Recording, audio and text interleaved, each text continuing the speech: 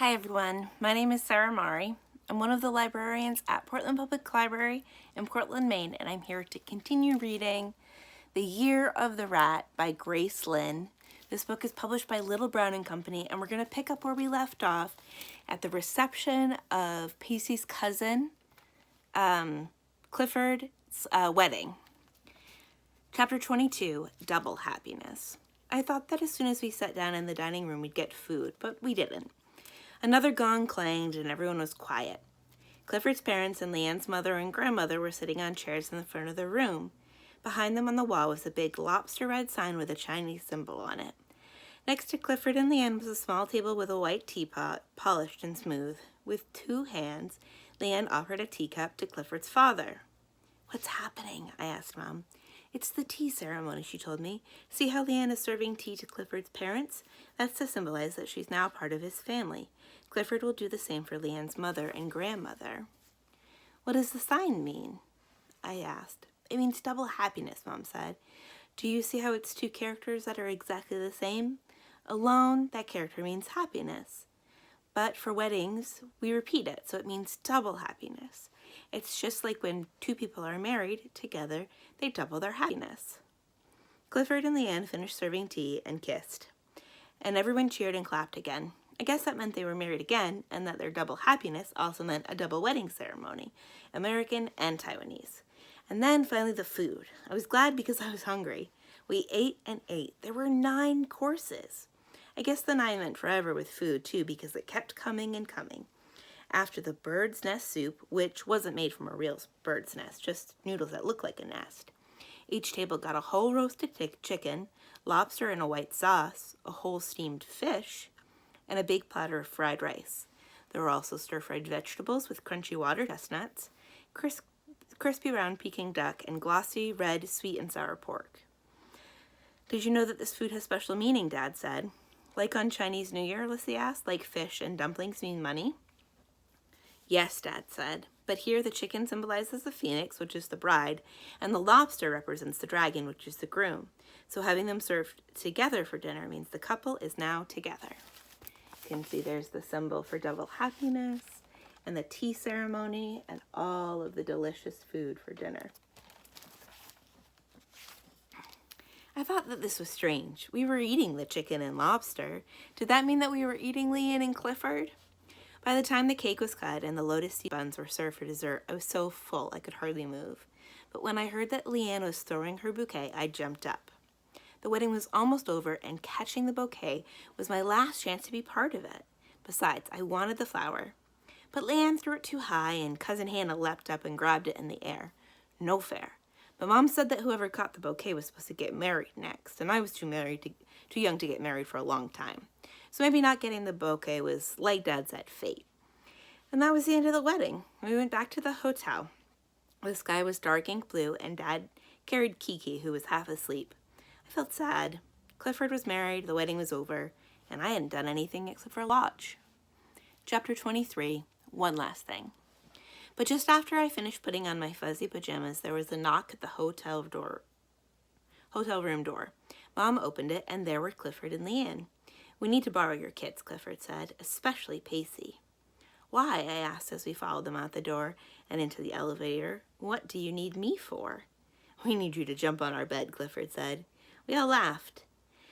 It was such a funny thing to ask me to do. "We need all you kids to jump on the bed before we sleep on it," Leanne said, "so that hopefully someday we'll have kids too." And I remembered when I had to climb through a window a long time ago, so I knew Pacey would be especially perfect for the job. "What do you mean climb through a window?" I asked. I had no idea what Clifford was talking about. "When you were just born, Lissy was very jealous of you. She was used to being the only one and getting all the attention, and when you came along, felt like everyone was ignoring her. She didn't like you at all. One day when I was about 15 or 16, all of our families got together at my house. You probably still weren't even a year old yet, so when all the parents were talking, you fell asleep. We didn't have a crib at our house, so your mom put you on my parents' bed in the room upstairs. But about 5 minutes later, we heard you crying. Your mom went upstairs to get you, but when she got to the room, the door was closed and locked. Quickly, she called everyone upstairs to help. We all crowded around the door to see if you could open it. We heard you crying, and we heard something else.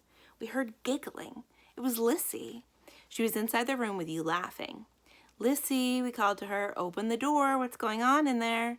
But Lissy wouldn't open the door. She just kept laughing and you kept crying, and none of us knew what was happening. Finally, my dad turned to me and said, Clifford, we left the window open. Why don't you climb the tree outside and see if you can get in the room? So I went outside and climbed the maple tree next to the house. When I finally reached the window, I looked in the room and you know what I saw? I saw Lissy jiggling the bed so you'd bounce. And every time she jiggled, you'd cry, and the louder you cried, the louder she laughed.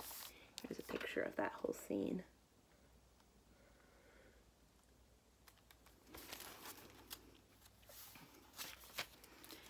Of course, Clifford ended as we entered their hotel room. I got in the room and I rescued you. I was the hero. It was one of the most memorable days of my life. I got in a lot of trouble, Lissy said. I remember too. I looked at Lissy. She didn't seem a bit sorry. I guess I was lucky back then. I said, yes, you were, Clifford said, and since you were so lucky to be saved by me from that bouncing bed, I thought you could pay me back with some lucky bed jumping now. Okay, I said as we leapt on top of their red silk-covered bed. My feet sank into the bed and the silk twisted around my ankles, but I didn't care. Finally, I was part of the wedding. I jumped as hard as I could. One great jump almost bounced me off the bed, but Clifford caught me. Thanks, he said, smiling. We couldn't have finished the wedding without you. There's a picture of them jumping on the bed. Chapter 24, Back to School. All too soon, like a cherry popsicle on a hot day, the summer melted away. It seemed like as soon as we got back from Clifford's wedding, Mom was driving us all to the mall to get new backpacks, socks, and shoes for our first day of school. At school, my new teacher was Mr. Davidson. It was the first time I ever had a male teacher. He was tall with glasses and brown hair the color of toasted bread. He was different than all the other teachers I had.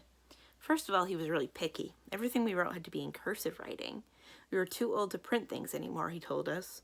Also, all our papers had to be done the same way. The holes had to be on the left side, our names on the first blue line, on the top on the right-hand side, and the date, subject, and assignment lined up underneath. But he was also fun, too. He let us choose our own seats wherever we wanted. Becky, Charlotte, and I put our desks right next to each other, though I really wanted to sit next to Sam Mercer. And almost at the beginning of the year, he told us our grade was going to have a talent show. That was exciting. Everyone talked about what they wanted to do. For the first time, I wished that my talent was something other than writing or drawing. You couldn't do that for a talent show. Becky and I want to do a dance to that song, Love Me Forever, Charlotte told me. Do you want to be in it too? I thought about it. Becky and Charlotte took dance lessons every Saturday, and I wouldn't be able to do all the steps they did. Also, I didn't really like that song, Love Me Forever, and I know I feel really silly dancing in front of people. I don't know if I can dance like you guys, I said. Maybe I should think of something else. Kurt and Rich are going to lip sync a song, Becky told me. They wanted to do the song, I'm Too Sexy, but Mr. Davidson told them to pick a different song.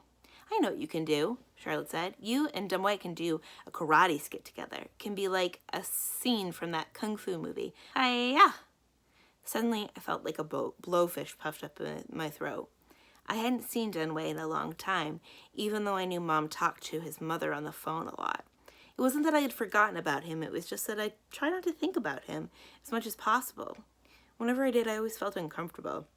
It was easier just to put him out of my mind, and usually, since he was in Mrs. Janney's class, that wasn't too hard. But everyone still seemed to pair us up. Now Charlotte was saying that Dunway and I should be in a talent show together. I don't even know karate, I said. And as I watched Charlotte try to do pretend karate, the annoyed feeling that I had when I was with them came back, like a black fly that I couldn't swat. Oh well, Becky said, if you can't think of anything, you can join our dance. Maybe, I said. I still didn't know what to do. I felt worried and confused. It seemed like this new school year was exactly going to be the same as last year. Chapter 25, Wishes. Even though I had avoided Dunway as much as possible, I couldn't always escape. Mom and Dunway's mother were now good friends. Such good friends that in October they decided that we should go celebrate the Moon Festival together. We were all going to go to the park, have a night picnic, and watch the moon. The Pans, the Taiwanese family that lived an hour away from us, were coming too. They had some relatives who had come to visit, and 2 boys, Teddy and Phil, as well as a girl named Emily, were coming as well. We had never celebrated the Moon Festival before, even though Mom and Dad had talked about it. Mom said it was kind of like a Chinese Thanksgiving, a time where families celebrated being together, but you ate mooncakes instead of turkey. It was already so dark that when we left, so as soon as we got to the park, all the kids helped the adults make a charcoal fire in the grill. Once the fire was crackling and burning orange, Dunway's mom put a pan of chestnuts over it. Mom and Mrs. Pan were laying out big platters of cold chicken, noodles, rice, and a big bowl of soup still warm from home. Teddy started to poke in the box where the golden baked mooncakes were, but his mom shooed him away. Those are for later, she told him. Save them for when the moon comes out and make your wish. Have some soup instead. We wish when the moon comes out? Lissy asked as we each took a bowl of soup. Yes, Dad told us. When the moon is at its fullest, you can tell the moon your most secret wish. You don't say it out loud. You just think of what your heart wants, and the moon will hear it. Does it come true? I asked. Sometimes, Dad said. It depends on the moon. Sometimes it depends on yourself, Mom told me. Remember when we talked about the Chinese New Year, about resolutions and wishes?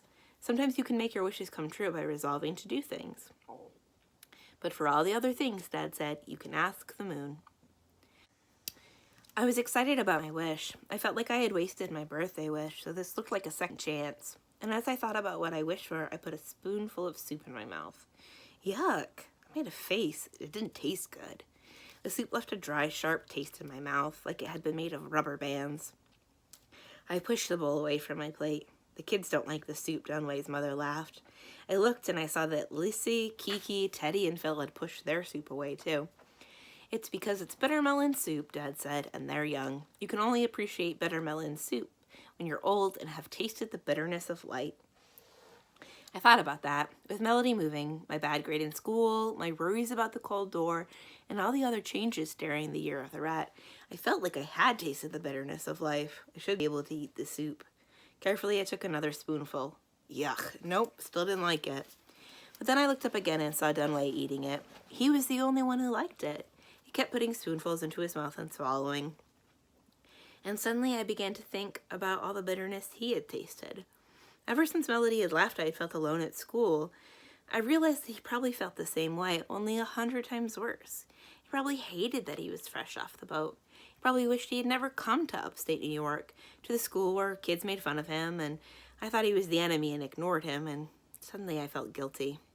Mrs. Lou came over with round-papered lanterns. Dunway handed me a softly lit circle. Thanks, I said. Bukiki, Dunway said. Then he stopped and smiled and said, I mean, you're welcome. As he moved away, I clutched my lantern. It was as if the soft light was making me see clearly at last, because finally I saw that all this time I had been calling Dunway the enemy when I was a traitor. I turned my back on him because he was Chinese, and that was horrible because I was kind of Chinese too. So when the moon filled the sky like a mango-colored pearl, I was surprised at my secret wish. I didn't wish for Melody to come back, or for Sam Mercer to like me, or for me to become an author and an illustrator. I didn't even wish for the changes of the year of the rat to go away. Instead, I found myself wishing that I too could change. Chapter 26. The leaves on the tree seemed to want to give one last glorious burst of color before falling to the ground like brown-colored ashes. Mom and Dad were the same way. They both had things they wanted to do before winter came. Dad wanted to play golf, and Mom wanted to fix our house. Dad was golf crazy. He played golf with Dr. Pan, who was Sandy Pan's father. He lived an hour away from New Hertfordshire, but Dad drove 30 minutes one way to the golf course, and Dr. Pan drove 30 minutes the other way. The fall weather didn't discourage him either. If frost covered the ground, Dad just layered on an extra jacket and hat. Every day he hit golf balls in our backyard, practicing our swing. Mom would find golf balls in our garden, like a new kind of flower seed. Mom wanted to make changes to our house. She especially thought we needed to change our carpets. I kind of agreed with her. Our carpet was supposed to be white, but now it was kind of the beige color of a brown egg. I don't know, Dad said, unconvinced. Do we really want to change the carpet? I think I'm too busy. Too busy playing golf, Lissy snorted. Dad laughed. Yes, he agreed. Too busy playing golf. I still haven't beaten Dr. Pan. Dr. Pan always beats you, Kiki said. I know, Dad said. I think it's my putting. If I could just hit the ball in a straight line, I could beat him.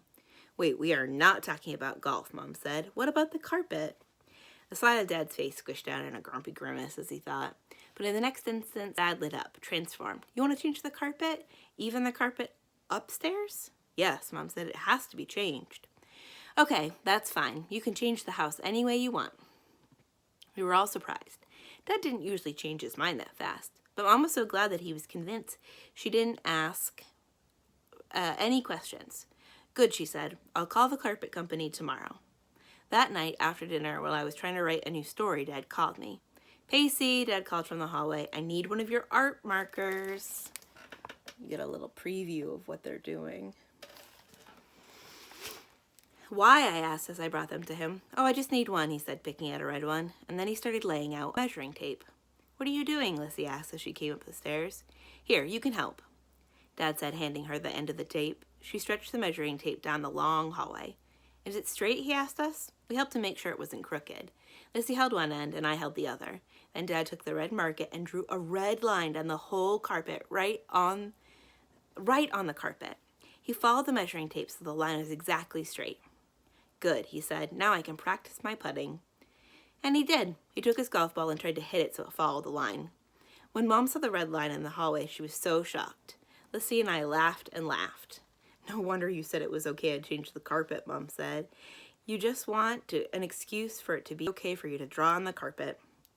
Mom scheduled for the carpet man to come and change the carpets next week. That gave Dad a whole week to practice his putting on the hallway. We helped him watch the golf ball roll down the red line. Every day, Dad hit the carpet straighter and straighter.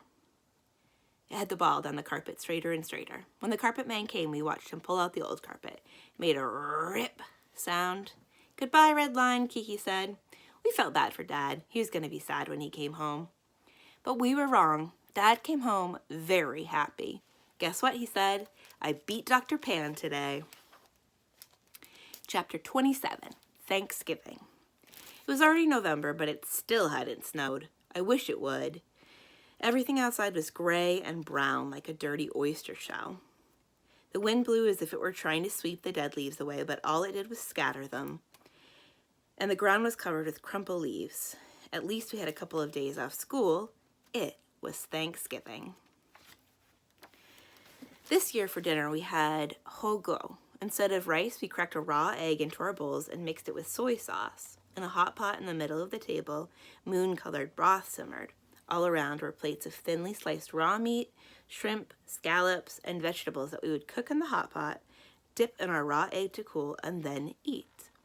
It was always fun to eat. Everyone would get confused about whose food was whose because it was hard to keep track of what was cooking. Where's my shrimp, Dad would say. Did it swim away? There was also a small cooked turkey on the table, too. That's because it was Thanksgiving. And you have to have turkey on Thanksgiving. We never let Mom forget the turkey, even though she tried to. You know, Dad and I don't like turkey, Mom said. She said this every year. You're going to have to eat it all. It's just going to be your lunch until it's gone. But we didn't care because we knew it wasn't Thanksgiving dinner without turkey. No matter what else there was when we sat down at the table for dinner, the turkey made it Thanksgiving. At least we thought so. Mrs. LaFontaine said that at Thanksgiving we should say what we're thankful for. I said I was thankful for our family and that I have a loose tooth, Kiki said as we were eating. Mrs. LaFontaine was Kiki's teacher, and Kiki loved her. Ever since school began, a lot of Kiki's sentences started. Mrs. LaFontaine says. That's a good way to celebrate the holiday, Mom said. We'll say what we're thankful for. I'm thankful for everyone's good health, our good food, and our nice house. Who's next? You took all of mine, Dad said. I'm thankful that I don't have to work today, and that you beat Dr. Pan in golf, I added. Yes, that too, Dad agreed. Okay, Lissy, how about you? Lissy made a face. I'm thankful we don't have school tomorrow. My turn. This was annoying. What did I have to be thankful for? Melody was gone. I wasn't sure if I was really friends with Becky and Charlotte. I was ashamed of how I acted towards Dunway. And my talent was a cold door that I couldn't even use a talent show. I don't have anything to be thankful for, I said. Of course you do, Mom said. Think. Okay. I'm thankful that I'm going to have a turkey sandwich on Monday. You're not really thankful for that, Lissy said. Liar. Well, you should be thankful for that. Did I ever tell you the story about my school lunch? When I was in school, we didn't bring our lunches in a paper bag or buy from a school cafeteria. We carried a bamboo box, and when we entered our classroom, we all placed our boxes in a large mesh bag like a fishnet by the door. At lunchtime, one of the teachers would take the bag lunches and put it in a giant steamer in another room. When she brought it back to us, our lunches were so hot that I was afraid they would leave burn marks on our desk. Nobody really liked their lunch food after it had been reheated. no matter how delicious the food had been when it was packed, the steamer made everything tasteless. And it gave the pork dumplings, sticky rice, or soy sauce eggs a strange texture, kind of like melted wax. A few of the luckier and richer students in my class had a hot lunch delivered to them. At lunchtime, old grandmothers or aunts or sometimes servants would come at lunchtime and hand the student his or her lunch, bowing to the teacher the whole time. I begged and whined to my mom to do the same thing, but she just shook her head. There was one girl in my class who got her lunch delivered to her every day. Her name was Chan, and her older brother brought her box in promptly at noon. I didn't like her, and it wasn't just because I was jealous that she got a fresh lunch every day. It was because she never shared it. Whenever Chan got her lunch from her brother, she would go to the far corner of the room and secretly eat it. She told the lid so it would block her food and mouth from view, but we could still see her chewing and swallowing. And whenever someone came over, she'd quickly cover it. While the rest of us would divide our cement gray pork dumplings and rubbery buns, she just sat alone in the corner. Her lunch was probably really good. Probably sweet, meaty pink and white lobster or tea-smoked duck with crispy skin. She wanted to eat it all herself. One day she was mean and selfish. One day my mother told me that since she had an errand to run near the school, and because she was tired of hearing me complain, she would bring me a fresh hot lunch. I was so excited. The whole morning I had a hard time paying attention to lessons because I was so eager for my mother to come help with my lunch. To my dismay, our lessons were running late. When noon came, my teacher was still talking, so when my mother and the other fresh lunches came, they had to pile them in a corner on the desk. I was so worried. Was my fresh lunch going to get cold? Would the teacher say that we had to reheat them? I hope not. That would be horrible. The one time I got a fresh lunch and it would be ruined. So when my teacher finally called time for lunch, I rushed to the desk and grabbed my box. At least I thought it was my box. It felt very light, like a paper balloon.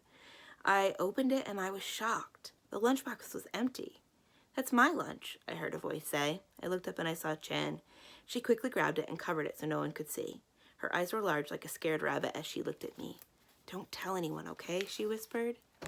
During the rest of the lunchtime, she told me how her family was too poor to give her lunch. Chan and her brother didn't want anyone to know how poor they were, so they saved their pennies to buy the lunchbox. And every day in his high school, he pretended to eat lunch from it, and then afterwards he brought it to her, so she could pretend to eat it too. She begged me not to tell anyone. I'd been completely wrong about Chan. All this time when I thought that she was the lucky one with fresh lunches full of rich food, she had really been eating shadows from a shared lunchbox. That afternoon I divided my wrapped sticky rice in half and shared it with her. And after that I shared my lunch with her every day, and I never told anyone about Chan's empty lunchbox. "Until now," Lissy said. "Yes," Mom said, "but that was a long time ago, so I think it's okay." Anyway, the point that I should have been thankful I had any lunch, fresh or not, just like you should be thankful you get a lunch, even if it's a turkey sandwich. I stirred my sliced meat in the hot broth, as it turned brown, I thought about Mom's story. Maybe Mom was right. There are always things to be thankful for, and I was just looking at things wrong. Maybe, instead of wishing that Melody hadn't left, I should just be glad that she had been here, and that Charlotte and Becky still were. And even if I couldn't use my talent for the talent show, at least I had a talent. Maybe I should be thankful for all the bad things, because they could be even worse. But if that was true, it meant I should really be thankful for all that was me, which seems strange because of all of my mistakes and worries. Somehow, it still seemed a lot easier to be thankful for a turkey sandwich. That is where we're going to end today. We'll pick up tomorrow to finish the book, starting with chapter 28, Using My Talent. We've been reading The Year of the Rat by Grace Lin. This book is published by Little Brown and Company. I hope you've enjoyed it. Once again, my name is Sarah Mari. I'm one of the librarians at Portland Public Library in Portland, Maine. Thank you for listening, and I'll see you soon. Bye.